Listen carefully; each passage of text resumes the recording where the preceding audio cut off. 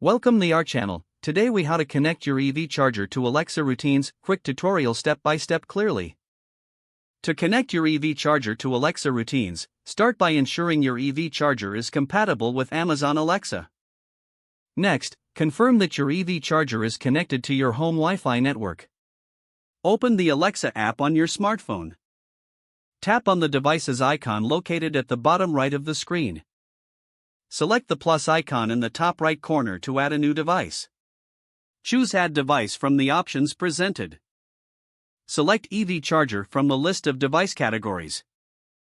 Follow the prompts to log in to your EV Charger's account if required. Once the connection is established, your EV charger will appear in the Alexa app. Now, navigate to the Routines section, which can be found in the menu. Tap on the plus icon to create a new routine. Give your routine a name that is easy to remember. Select the trigger for your routine, such as a voice command or a specific time. Next, tap on Add Action and choose Smart Home. From the list, find and select your EV charger. Choose the action you want Alexa to perform with your EV charger, like start charging or stop charging. Review your routine settings to ensure everything is correct. Tap Save to complete the setup. You can now activate your routine using your chosen trigger. Enjoy the convenience of managing your EV charger with Alexa routines.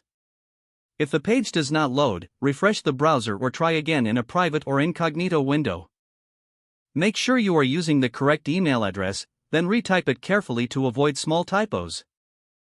If your password is not accepted, use the reset option and create a new strong password you can remember. Check your spam folder for verification or security emails, then complete any requested confirmation steps. Enable two-factor authentication if available to improve account security and reduce unauthorized access risk. After signing in, review your profile details so your contact information and settings are accurate and current. If you see an error message, note it down and try again after restarting your device and internet connection.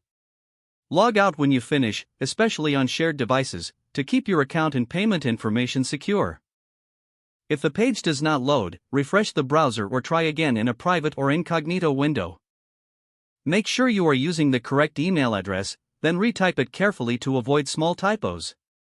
Don't forget to like this video and subscribe to our channel for more step-by-step tech guides.